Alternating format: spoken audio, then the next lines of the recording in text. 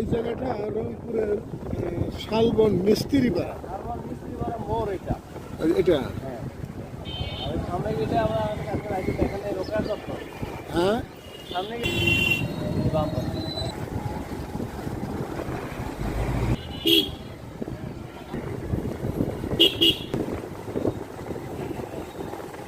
সামনে সামলা দপ্তর, ইয়ে দপ্তর। এই সামনেরটা মহিলা হবে আর ওইদিকে গেলে পরে আগে এখানে গিয়ে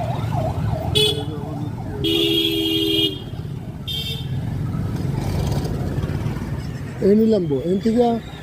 না, আমি নামাজ দিচ্ছি পায়রা সাথে, এগুলো মেইন গেট ওদের। আচ্ছা, সেটারে আমি একটু নেই।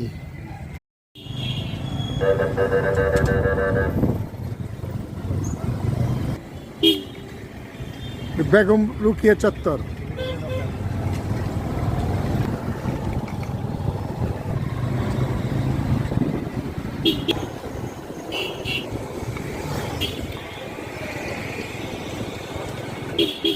এটা পায়রা দপ্তর।